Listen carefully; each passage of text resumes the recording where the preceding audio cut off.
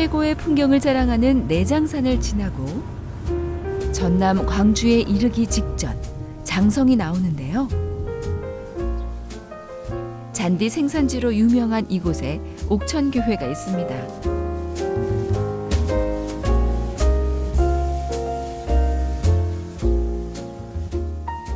이분은 옥천교회 담임 안상순 목사님입니다.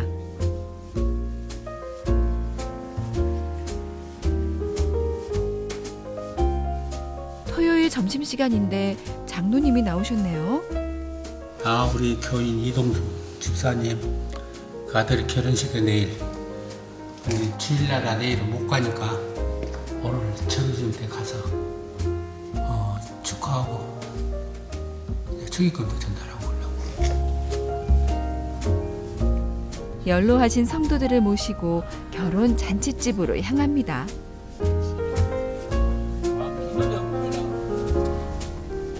옥천마을 주민들이 목사님을 보고 뭔가 전할 말이 있나 보네요. 그래서 무대. 예, 여기 저 21일 날 부모님이랑 같이 가실까? 21일 몇 월이에요? 토요일. 토요일. 토요일은 어디를 가는데? 어디를? 작년에 간. 서해안 쪽으로. 토요일은 삼성으로 주일을 준비를. 주일날 여꾸로 피했는데. 주일날 목사님을 배려해서 마을 주민 나들이를 토요일로 잡았나 봅니다. 감사합니다. 감사의 마음을 전하며 결혼잔치가 있는 집사님 댁으로 향합니다. 집사님.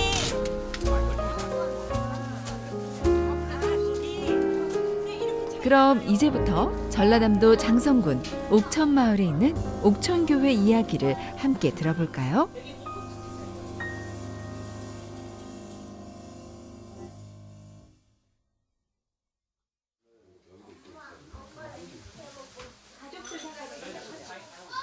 그런데 이 집사님의 아내 정 집사님이 안 보이네요.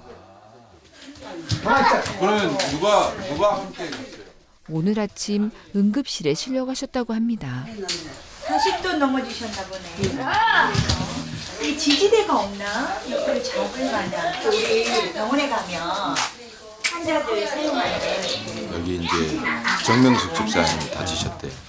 그분이 이제 한쪽이 발도 좀 반신불수고 그러니까 화장실 가셨는데 넘어지셔가지고 허리 쪽을 좀 다치셨다고 그래가지고 119 불러서 광주에 있는 병원에 왔대요. 내일이 둘째 아들 결혼식인데 병원에 누워 계시니 큰일입니다. 걱정했는데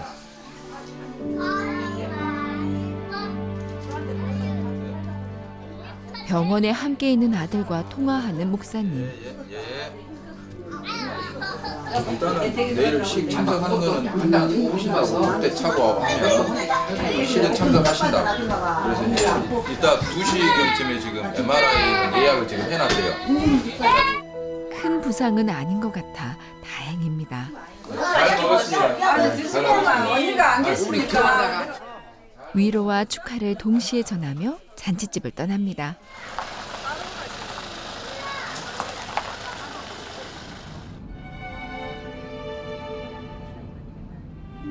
예, 권 집사님 한번 얼굴 한번 보고 가실래요? 네, 그래요. 예. 병환으로 요즘 예배 참석을 못하시는 고집사님 댁에 들르기로 합니다. 나는 오늘이 주일이라고 나는 간다고. 아니요. 내가 주일이라고 했다고? 이거 주일이라고 하는. 내가 주일이라고. 아니 집사님이 생각했을 때 주일인 줄 알았다. 그런 거 여러분 입었어? 앉아 계실 때 굉장히 힘드시잖아요. 못 가셔. 그러니까. 화장실도 한번 안긴 거. 그렇게 그냥 예배 가고 싶어가지고 이분이 2013년 첫 주일부터 나오기 시작했어요. 그래가지고 지금까지 한 번도 안 빠지십니다. 그러면서 술도 끊으시고 담배도 끊으시고 요 근래에 지금 굉장히 많이 아프셨거든요. 그런데 이분이 교회만 가고 싶다는 거예요. 교회만. 눈에 띄게 변하신 거죠. 부인이신 우리 권사님께서도 그걸 놀라워하시고 계시네요.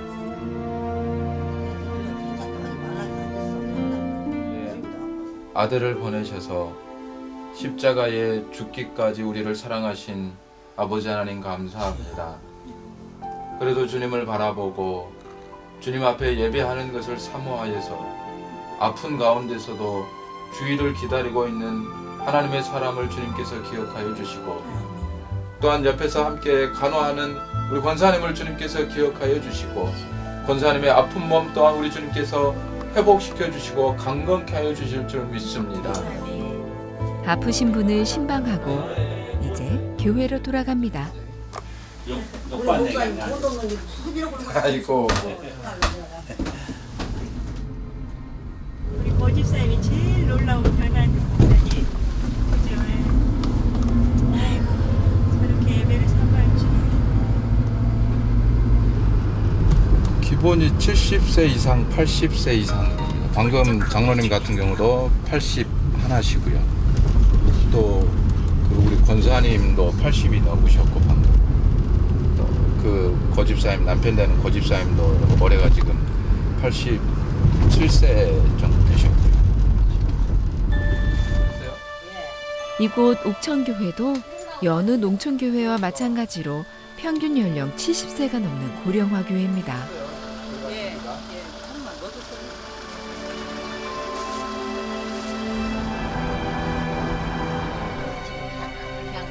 그런데 많은 분이 다 함께 교회로 가시네요. 권사님 타세요. 이분들은 무슨 일로 교회에 가시는 걸까요?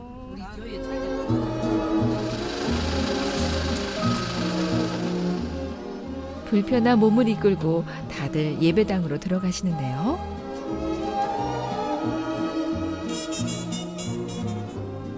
기도 모임 같기도 하고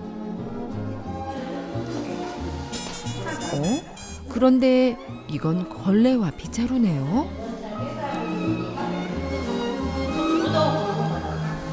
성도들이 모여 교회 대청소를 하는 것 같습니다.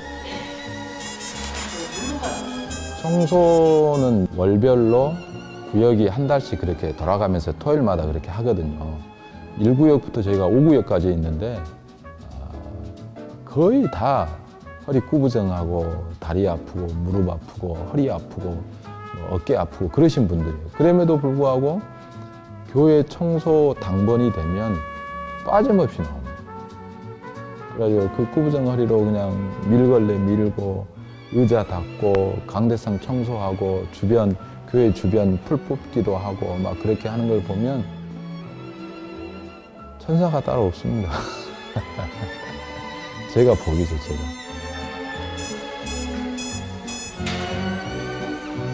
뭐래, 선생님? 병원에서 뭐래? 그냥 분리치료만 해도 약 줬어요? 그렇네. 불편한 몸인데도 창틀까지 꼼꼼하게 청소하십니다. 집에서도 이렇게 청소 잘하세요? 집에서는 얼마나 하랍디요. 하나님 앞에 나오고 얘기하지.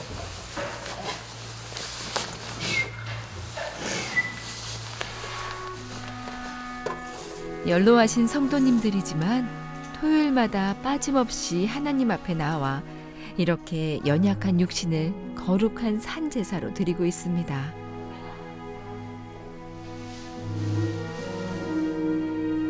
힘도 능력도 부족함에도 불구하고 하나님과 교회를 이렇게 열심히 섬길 수 있다는 것을 이분들의 모습을 통해 보게 됩니다.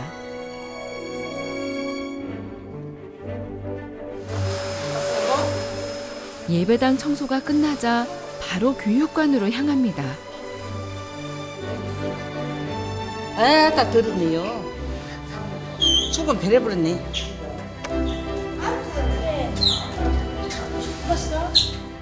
전직 간호사이자 현재 간호학과 강사이신 사모님이 성도들 건강을 체크합니다. 원래 권사님 당뇨 있었잖아요. 요즘 좀 어떠세요? 그러면서 그분들이 약에 의존한 것보다 실생활에서 혈압을 낮출 수 있는 방법, 당뇨를 개선하기 위한 방법들, 퇴행성 관절염을 회복할 수 있는 운동들, 그런 거 거기에 맞는 영양, 또 이제 어떤 마음가짐, 이렇게 스트레스를 어떻게 해소하라, 이런 데에 대한 정보를 드리려고 하죠. 그래서 병원 진료 가시기 전에 제가 해줄 수 있는 그런 간호중재가 있으면 거기 처치를 해드리고 이제 병원으로 안내하죠. 그런 일들을 할 수 있어서 감사해요. 또 뭐 가지고 올 거 있나? 교회에 누군가 오신 것 같네요. 고집사님이 다친 발을 이끌고 뭔가 잔뜩 들고 오십니다. 주일날인가 집에서 복숭아뼈가 좀 금이 가는 그런 사고를 당해가지고 지금 병원에 다니시고 막 그렇게 해야 되는데 왜 막 저렇게 돌아다니셔 버려요.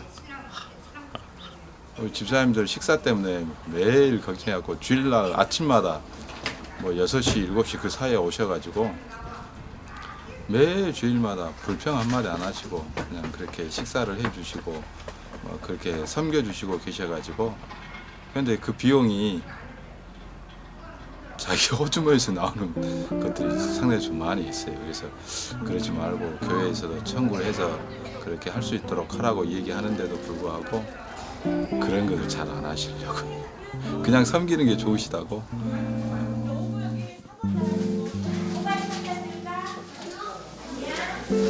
여기 부상 당하셨는데 어떻게 오셨어요? 아, 이거 클려서 다 클려서 저 차 몰고 왔죠. 남한테 좀 맡기시지 이렇게 다치셨어요. 아, 나 맡겨도 돼요. 근데 내가 하는 거니까. 제가 청춘이에요. 가장 젊어 보이세요. 지금 나 점점 이제 70대, 80대들이 많으니까. 일한다고? 원사님들 이것 좀 가져오봐. 네, 20개. 알았어. 아주 일식 있는 거 여러 번 받은 거 막. 이제 막 청소를 마치고 쉬려는데 또 일거리가 생겼네요. 하지만 불평 한마디 없이 섬기는 성도들입니다. 목사님은 이러한 모습에 감사할 뿐이죠.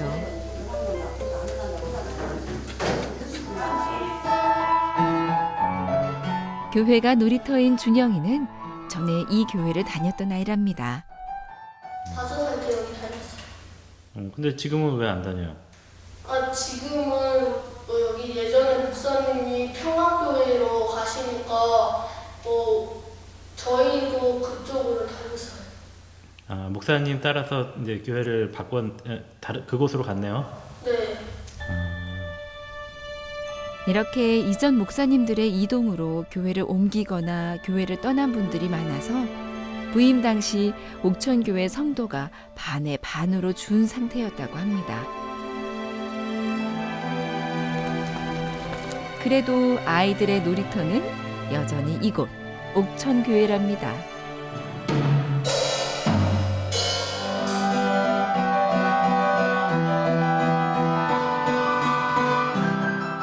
이제 아이들도 성도들도 떠나고 모처럼 한가해진 시간.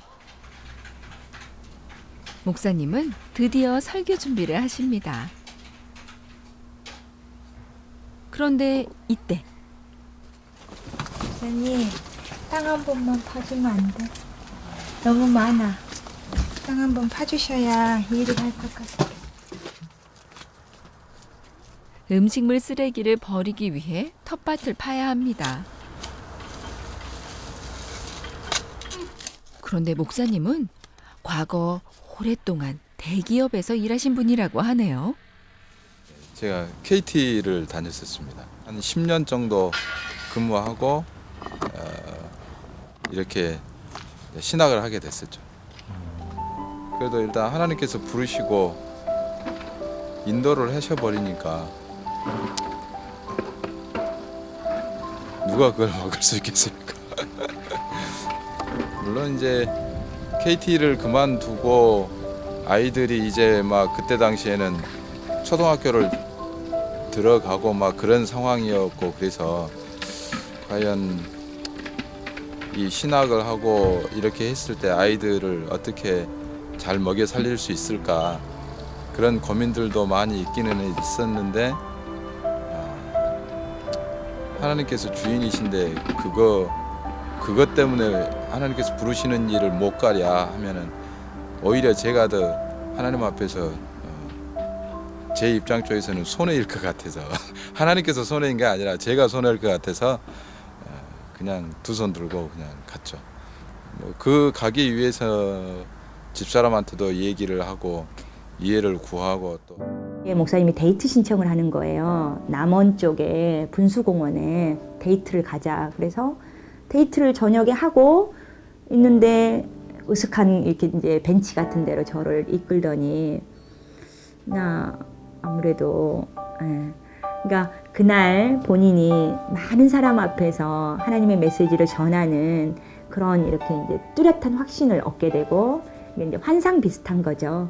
예, 그러면서 그거를 한 이틀 본인이 고민하셨는데 아내에게 아무래도 말을 해야 되겠다 싶어서 말씀하셨죠. 그 말 들은 순간 저는 올 곳이 왔다 생각을 했어요. 결혼할 때 첫 해부터 늘 목사님은 내가 신학을 공부하면 어쩔까 그 아쉬움이 있었고요. 근데 그때마다 제가 발목을 붙잡았죠. 아이들도 먹여야 되고 자식들도 잘 키워야 되는데 당신 또 좋은 직장에 들어갔는데 왜 그러냐. 당신은 좋은 장로님 감이다.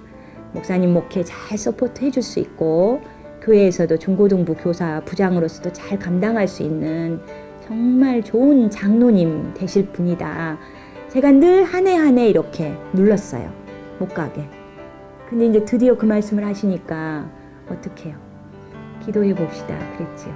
저도 마음속에 기도하고 그러면서 집사람에게도 얘기를 하고 그러는 도중에 기도하시는 분들에게 좀 얘기를 해서 기도 좀 해달라고 그러고 저희도 이제 기도하고 또 담임 목사님께 나가고 그렇게 상담도 하고 그러면서 그리고 당회장실을 딱 들어갔는데 저는 정말로 담임 목사님이 안집사 가지 마라 이 소리 해주길 바랬어요.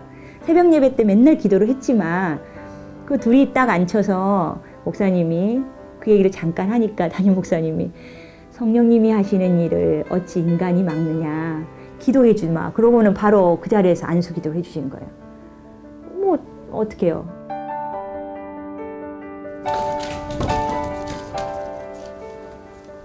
이렇게 해서 목회의 길을 걸은 지도 벌써 10년이 흘렀습니다. 이제는 시골 생활에 적응해 장작 지피는 일도 익숙해졌죠.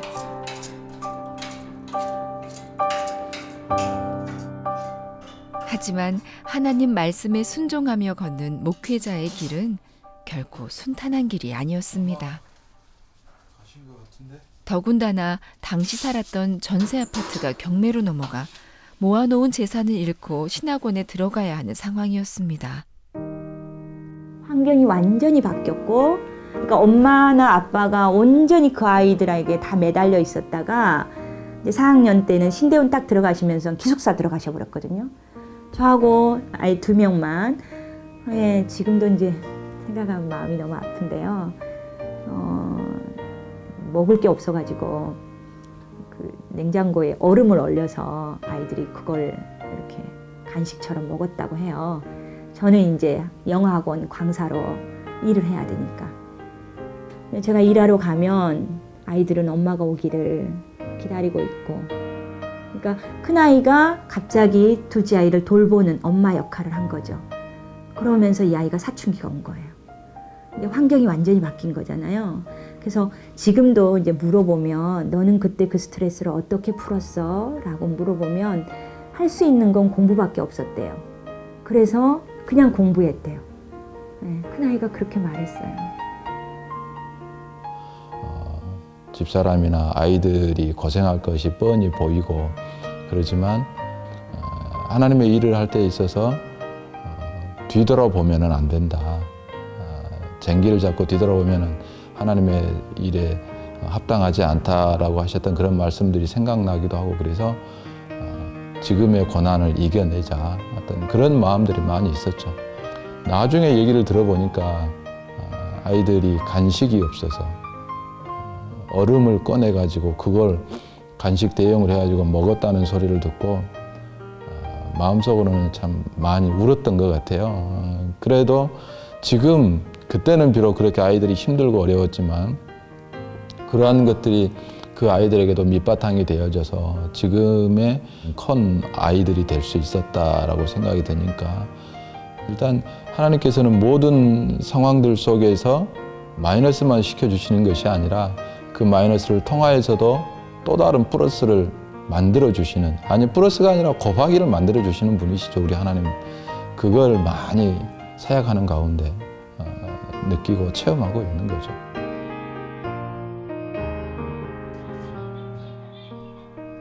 하나님의 은혜로 첫째는 명문대에 입학했고 둘째는 어려서부터 교회에서 익힌 드럼 실력으로 예술고등학교에 진학하게 됐습니다. 하나님의 사랑은 언제나 기대 이상으로 뜨거운 것 같습니다.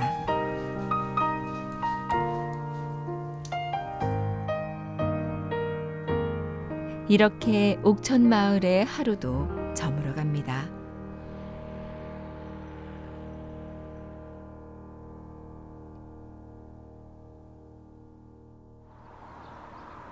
주일 아침, 동이 트기 시작하는 이른 시간에 고집사님이 성도들 점심을 준비하러 오셨습니다. 물론 사모님도 함께 하시죠.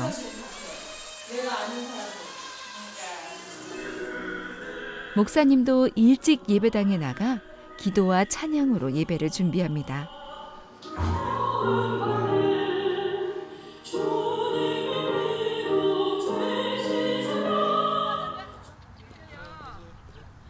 예배 시작 40분 전 성도들이 모두 교회에 도착합니다.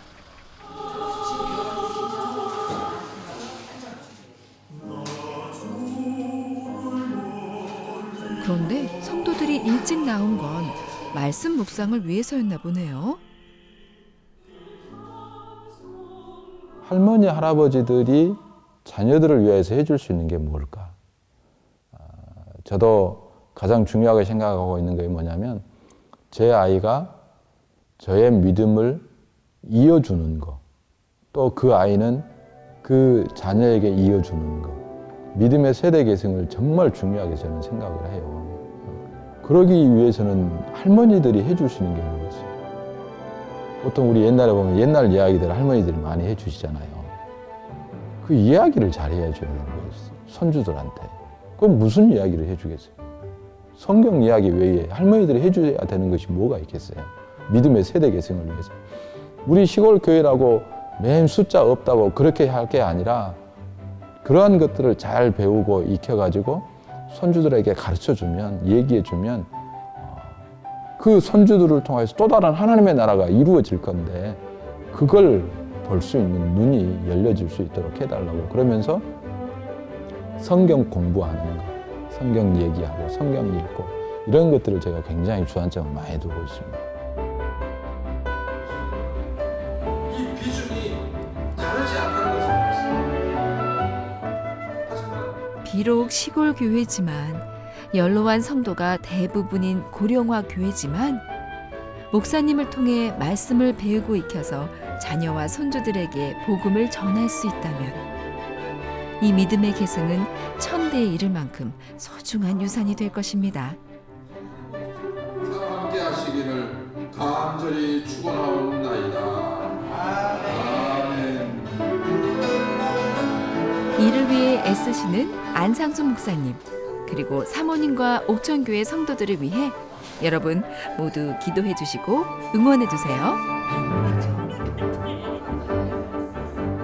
힘내라 옥천교회, 힘내라 고향교회.